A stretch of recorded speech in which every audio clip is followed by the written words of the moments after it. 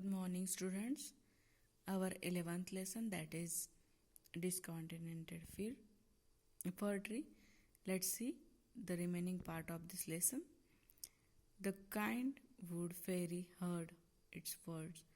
She touched a bough of the fir tree once more with the magic wand. The next morning, the fir tree was covered with sparkling glass leaves. The animal and birds of the forest looked at it with wonder. Alas, its happiness did not last this time either. फिर वो जो उड़ की फेरी थी उसने उसके बाउच में से एक जादू की छड़ी निकाली और उसने उसे उस फर ट्री को चमकने वाले ग्लास के लिए उसका बना दिया. The animal and birds of other forest look at the wonder. बाकी के जो एनिमल्स और पंछी थे, बर्ड्स थे, वो सारे वंडर मीन्स आश्चर्यचकित नज़रों से उस पेड़ को देखते थे. बट उसका ये हैप्पीनेस भी ज़्यादा देर तक टिका नहीं. The stormy wind started blowing through the forest. It blew so hard that all the trees started shaking and violently. Crash! All the sparkling glass leaves of the fir tree broke into the small piece. It was ugly and leafless again. और क्या हुआ? जंगल में बहुत तेज से हवा आई और इस जो पेड़ के जो ग्लास के पत्ते थे वो टूट गए, क्रश हो गए और छोटे छोटे टुकड़ों में बट गए. अब ये जो ट्री था वो बहुत ही अगली और लीफलेस दिखने लगा. It wept loudly. The cruel wind has broken all my leaves. What shall I do? I wish I had broad and smooth green leaves. Then I will be continent and happy. तो वो जोर जोर से रोने लगा कि बोला कि ये जो निर्दयी हवा थी इसने सारे मेरे पत्ते तोड़ डाले, तो अब मैं क्या करूं? I wish a broad and smooth green leaves अगर मेरे होते तो मैं बहुत ही संतुष्ट और हैप्पी रहता. Continent means feeling happy and satisfied, बहुत ही संतुष्ट. एंड हैप्पी मतलब खुश. The wood fairy heard its sobs. Sobs means हुंदका देना. जैसे हम रोते तब ऐसे हुंदका भर के आता है ना, वैसे. The wood fairy heard sobs again and granted it wish. The next morning the fir tree had broad and smooth green leaves. It was full of joy. What a beautiful leaves I have. Robber won't stole them. The cruel strong wind can't break them. Now I will be happy forever. तो wood की fairy ने उससे फिर से अच्छे से broad and smooth green leaves का बना दिया.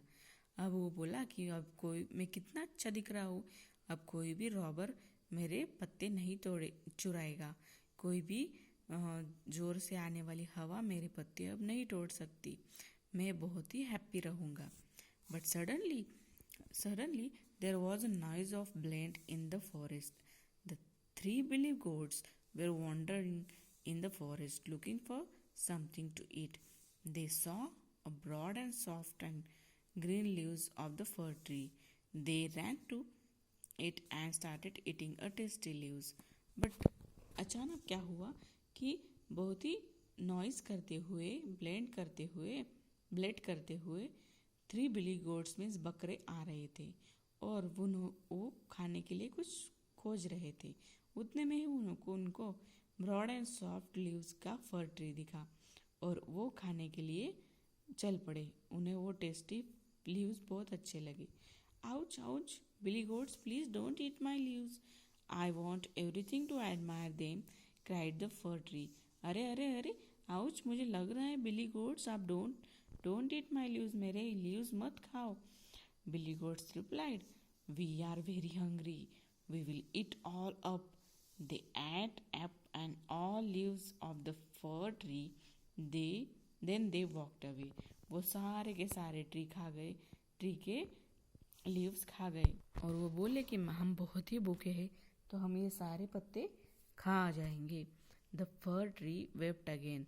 आई said to be wood fairy, I don't want any green leaves.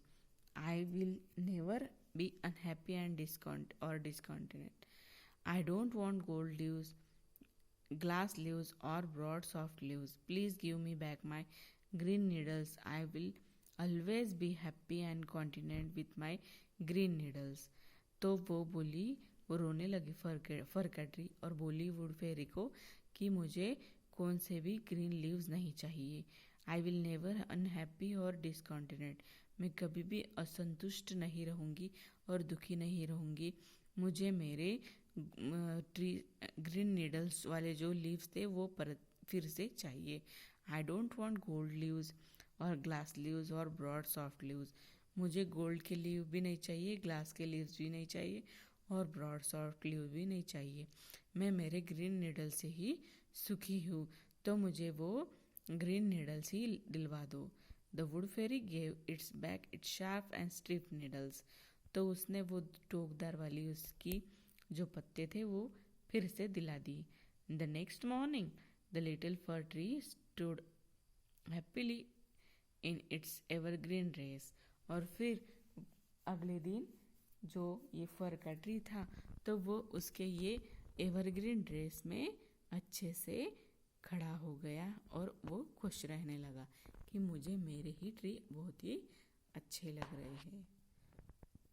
Okay students, do you like this story of the discontinent fir tree?